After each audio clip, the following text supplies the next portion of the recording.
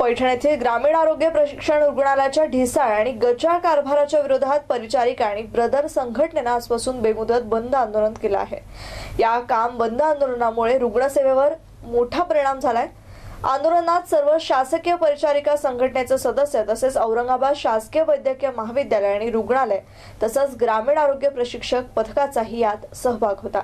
गेल्या अनेक वर्षांपासून महिला कर्मचाऱ्यांना स्वच्छतागृह नाहीत। याबाबत रुग्णालय प्रपाठक डॉक्टर भारत चव्हाण यांनी अनेकदा लेखी आणि तोंडी कळवून देखील याकडे दुर्लक्ष केले जाते। याचा सर्वात जास्त महिला कर्मचाऱ्यांना त्रास होतो। संपूर्ण रुग्णालयामध्ये रुग्ण आणि कर्मचाऱ्यांना पिण्याच्या पाण्याची कुठल्याही प्रकारची सोय नाही। आपत्कालीन कक्षामध्ये रात्र पाळीला बहुतेक वेळेस वर्ग 4 चे कर्मचारी नसतात, त्यावेळी कुठल्याही प्रकारची पर्यायी व्यवस्था केली जात नाही। याबाबत अनेकदा लेखी देऊनही कुठलीही कारवाई केली जात नाही। रुग्णालयांमध्ये निर्जंतुकीकरण करण्यासाठी अनेक दिवसांपासून कुठलीही व्यवस्था नाहीये। सुरक्षा नसल्यानं रात्रपाळीच्या महिला कर्मचाऱ्यांना भीती वाटते। बायोमेट्रिक वेस्ट व्यवस्थापन होत नाही। यासह इतर अनेक मागण्यांसाठी आजपासून परिचारिका संपावर गेल्यात। यावेळी शासकीय परिचारिका आणि कर्मचारी संघटनेच्या सरचिटणीस इंदुमती थोरात, मीरा मुंडे, तारा हिवाळे, सुमन खांडे, गणेश गाडेकर, निलेश चौधरी, ज्योती साळवे यांच्यासह कर्मचारी सहभागी झाले होते। जे आंदोलन आमचं सुरू आहे त्यामध्ये महत्त्वाच्या मागण्या आहेत की आमचे जे महिला आहेत,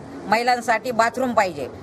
नाईट ड्युटीमध्ये वगैरे आमच्या मुलींना बाथरूमला जायची सोय नाही। त्यानंतर सिक्युरिटी पाहिजे। महिला ड्युटी करत असताना या ठिकाणी वॉचमन नाही, चतुर्श्रेणी कर्मचारी नाईटला आला तर आला, नाही आला तर एकटी महिला या ठिकाणी ड्युटी करते। त्यानंतर आमचे जे काही देयके असतात, पगाराचं देयक किंवा मेडिकल देयक ही आहेत, ही कधीही वेळेवर काढली जात नाही। मनमानीपणा करून या ठिकाणचा जो विशाल नावाचा क्लार्क आहे, विशाल मोईन म्हणून, तो स्वतःच्या अधिकारामध्ये महिलांचा पगार थांबवतो आणि डॉक्टर चव्हाण हे या ठिकाणी ड्युटी म्हणजे करतच नाहीत। 8 महिन्यातून फक्त 2 वेळा येतात।